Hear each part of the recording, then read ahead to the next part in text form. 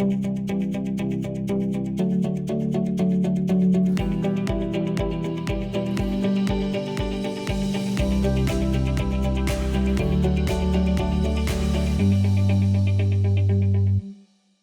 you. So this is the first year that I've started doing conference talks. I'm really excited about it. My mom is also really excited about it. So would you do me a favor and take a selfie with me so that I can actually show her that we did this? All right, okay. All right, here we go. Oh, hold on, switch it around. They were. There we go. All right, everybody say hi, Mom. Awesome, thank you. You're the best audience ever. Okay. So, hi. I want to talk to you about creating a culture of inclusion. And doesn't that just sound really nice, sort of like free donuts or world peace? There are lots of reasons that this is important to me personally. In my past lives, I've been a queer activist, a social justice educator, an out gay man, and just somebody who cares about humanity. But then I became a father. And now these two little delightful children, when they're not terrorizing my life, constantly have me thinking about what I can be doing to make the world a better place for them.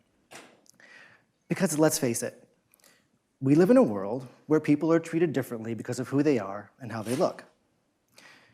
Some people like to say that we live in a colorblind society or we've moved beyond seeing race, but the people who are saying that are not the people who experience racism on a daily basis. And we've all seen the headlines about how tech has a diversity problem.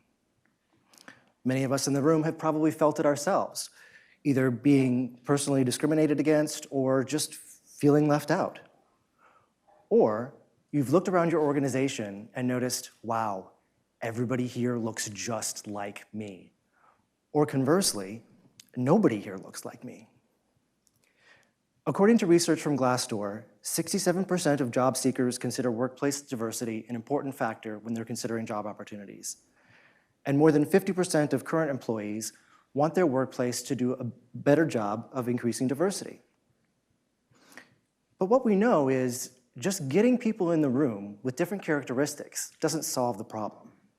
It's a start, don't get me wrong, but we need to take a hard look at the culture and what we're doing or not doing to be truly inclusive.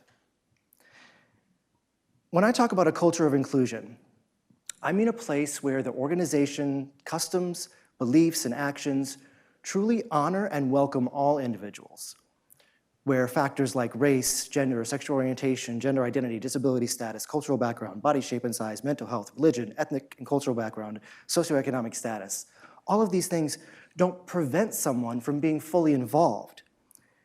A place where people are not just invited in, but are truly made a part of the organization. It's about creating a sense of belonging. So today, I want to suggest to you some things that you can do to help create this culture within your own organizations. Just like Jocelyn reminded us this morning that we can push our organizations to be more ethical, I would say we can also push them to be more inclusive. The first thing you can do is just to be yourself. You are valuable. You bring a unique set of talents and perspectives to your organization. And you should feel comfortable bringing all the aspects of your identity with you to work.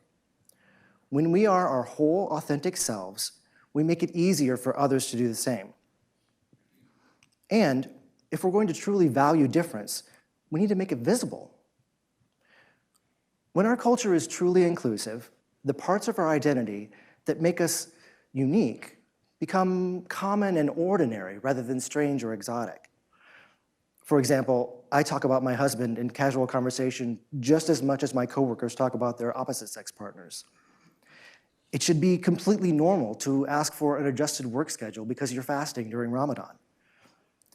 We all need to feel comfortable expressing ourselves so that we can feel safe and included.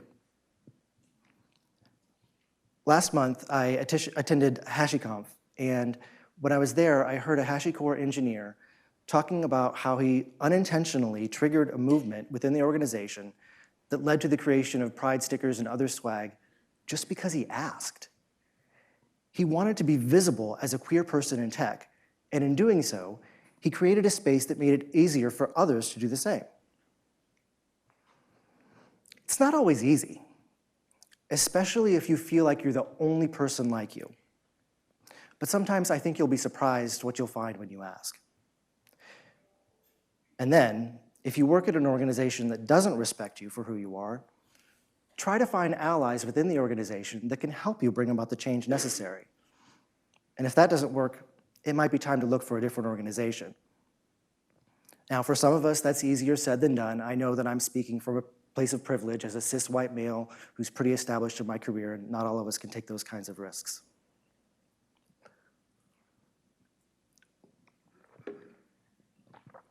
The second thing you can do is be mindful of the words you use every day. I'm not talking about political correctness. I'm talking about being aware of the language that you use and how it may impact people. For starters, use gender-neutral terms. I have a coworker from California who calls everybody dude or bro, and every sentence either starts with dude or ends with bro. And he's trying really hard to change, but like any other habit, it's hard to break. Or take my husband, for example. He often talks about how his father, and I'm sure a lot of people's fathers did the same, always taught him that the polite way to address a group of women was ladies. Hello, ladies, how are you today? Well, that can be perceived as diminutive or condescending, and you also don't know if everybody in the group actually identifies as a lady. There are lots of alternatives, and like anything else, it takes practice. So I encourage you to try it out while you're here at the conference. But you have to give yourself permission to make mistakes, because that's what matters, the trying. That's what signals, hey, I get it, and I'm working on being more inclusive. It's not about being perfect and getting it right all the time. I'm standing up here doing this talk. I did it at 2 other conferences, and I watched the video recently, and I noticed that the first thing I did when I walked on stage was I said, hey guys, you have to give yourself permission to make mistakes, because even that opens up the opportunity for further dialogue. And I can't talk about gender-inclusive language without mentioning pronouns. With singer Sam Smith recently announcing their pronouns, it's a bit of a hot topic at the moment. We need to respect how people choose to identify, and it's another opportunity to make things more visible. I've started including my pronouns in my email signature, my Twitter bio. You can get the stickers at registration to put them on your name badge. When everyone is explicit about their pronouns, including the people whose gender isn't typically called into question, it actually makes it more comfortable for someone who identifies as non-binary or whose presentation might not match their pronouns to self-identify and ask to be called what they want to be called. The third thing you can do is get to know people as individuals and treat them as such. You are a complete, complex person with a multifaceted identity, and so are all of your coworkers. Try not to rely on stereotypes based on someone's appearance or background to let them determine how you interact with them. At the end of the day, we're all individuals with our own unique blend of nature and nurture that govern how our personalities manifest. When we start treating some people differently or excluding them, we miss out on the value that they bring to our organizations. A good friend of mine, Vernon Wall, who does diversity training, talks about the tape recorder that plays in our heads.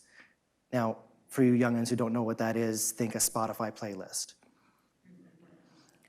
These are the messages that we picked up as we were growing up from our families, our school, our church, wherever. There are things that you noticed even subconsciously. Maybe it was observing how people will be treated differently based on how they looked or where they were from, or even explicit messages like being told a particular group is lazy or women belong in the kitchen. All these messages were recorded on the track in your head, and it's constantly playing in the background without you even really noticing. So when you see someone walking down the street who looks a certain way, without thinking about it, you draw on all those messages and make assumptions about that person. And this is unconscious bias. It's very hard to undo that programming because it's often rooted in fear, superstition, or ignorance. And usually the people we pick those messages up from were the people we came to trust and believe in the most when we were young.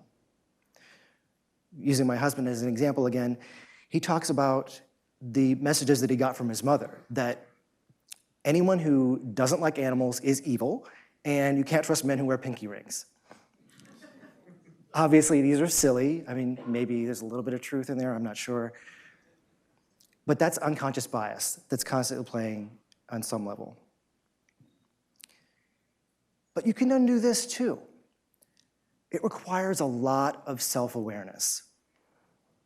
It can be helpful to ask your colleagues or your friends what they think your biases are.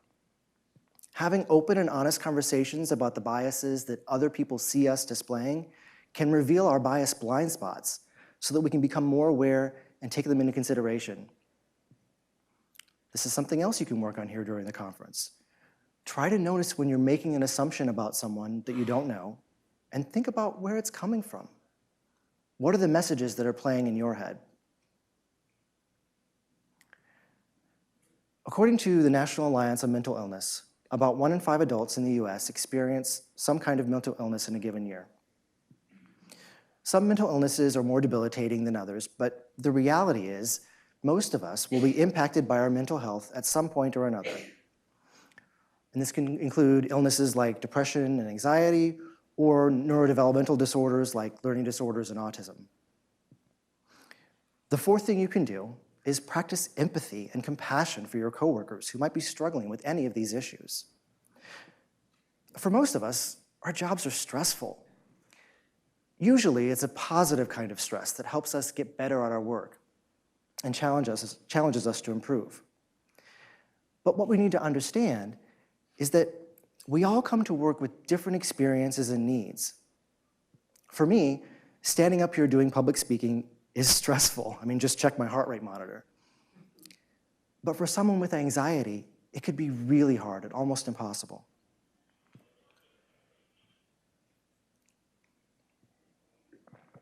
Educate yourself about the signs that someone might be struggling. Pay attention to your coworkers and what's going on with them. And find ways that work for you to reach out to them. You don't need to be a therapist or have a degree in counseling to check in with someone and see if they need help. Just asking a simple question lets someone know that you care about them and want them to find the help that they need.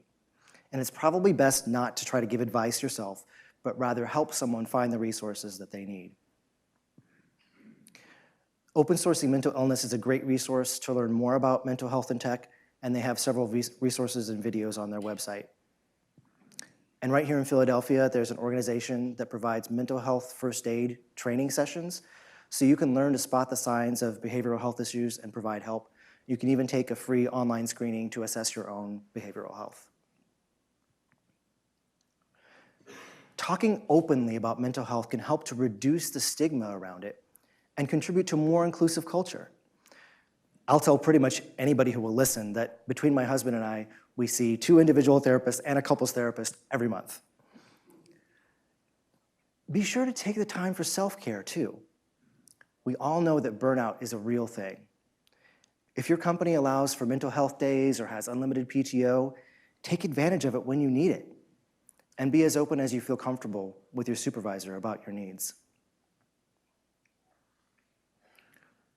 The fifth thing you can do is pay attention to the people in your organization whose voices and perspectives are being marginalized.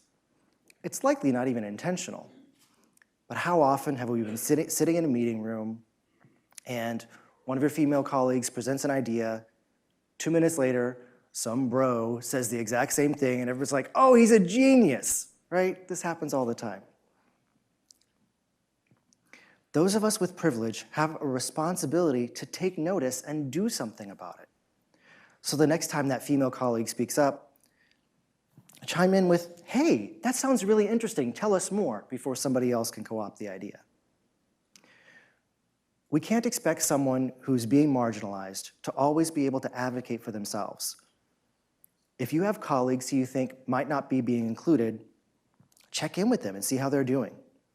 And think about ways that you can be an ally. It's important to have a working environment that's accessible to individuals with physical disabilities, but creating a welcoming space goes further than that. Go beyond thinking about accommodation and instead look at inclusive design, which focuses on making environments universally accessible and looks beyond disability.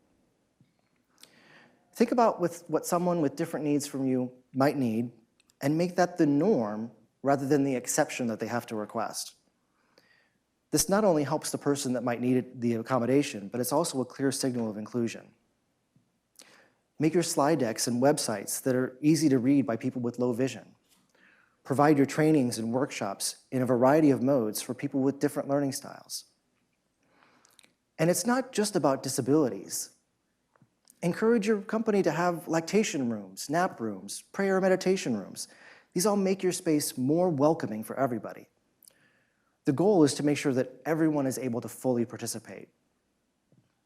At another conference I was at recently, they were announcing lunch, and they were describing the options. They said, we have this chicken sandwich on a whole wheat wrap, and we have this beef sandwich on brioche, and it's all great. And then we have some vegetarian thing. Later in the day, I was speaking with one of the attendees who had the vegetarian option, and she said that she should have known the way they described it, that it was completely an afterthought. And she wished she'd gone out and found her own lunch. I can tell you she wasn't feeling very included that day. If you're involved in the hiring process in your organization, take a critical look at your processes. How diverse are the individuals in your candidate pool? How can you actively reach out to candidates who have traditionally been underrepresented? Find organizations like Project North Star here in, here in Philadelphia and hire their amazing engineers. Remember that unconscious bias we talked about? Be really mindful of it in your interview process. For example, we know from some research that those with, quote, ethnic sounding names in Western countries are less likely to even be selected for interviews just based on the name on their resume. Notice when you are evaluating candidates differently based on their identity. If you see a female candidate and a male candidate exhibit the same behavior, do you treat them differently? Make sure that your evaluation criteria are objective and clear, and consider offering anti-bias training for your recruiting teams and hiring managers. And after hiring, do you have clear objectives and explicit criteria for promotions and reviews? Without clearly defined expectations, it makes it really easy for that unconscious bias to creep back in. Often at these conferences, like Clinton mentioned this morning, we have codes of conduct that call out what behavior is acceptable and what is not. Encourage your organization to have one and make it public. People who are likely to experience harassment or have experienced it in the past will be more likely to join your organization if they feel it's going to be a safe place for them where harassment won't be tolerated. The 2018 Women in the Workplace report found that only 27% of employees say that managers regularly challenge biased language and behavior when they observe it. And only 40% say that disrespectful behavior toward women is quickly addressed by their company. Only 32% think that their company swiftly acts on claims of sexual harassment. But it's not just sexual harassment we need to be aware of. Don't tolerate jokes about mental disorders or biased language about women, racial groups, LGBT people, anything. When you see behavior that's inappropriate or disrespectful, speak up. Change won't come if we're all silent. Finally, take the time to learn about the experiences of people who are different from you. Look for books, podcasts, blog posts from a variety of perspectives. The uploaded slides from this presentation include links to some suggested resources you can check out as a starting point. And I was reading a thread on Twitter lately about how to be less of a, quote, clueless white person without asking people of color to do the work for you. And the suggestion was, go right now on social media, you're all on your phones right now anyway, follow 50 people of color on social media and just listen. Don't comment, don't retweet, Just listen. And you can do this with any identity that's different from your own. So that's it. We've solved the problem, right? Seriously, these are my ideas of what I think you can do today to help your organization and yourself be more inclusive. I hope you took away something that you found helpful. And remember that this is a journey that we're all on together. None of us are perfect or have all the answers. I appreciate the opportunity to speak with you today. Please check out this link. Please give me your feedback. Download the slides if you'd like. If you don't get the Pearl Jam reference in the URL, I can't help you. If you want to talk more about this, pitch an open space and we can have a conversation about it, or grab me in the hallway. I'm happy to talk. Thank you for being here and enjoy the rest of your conference.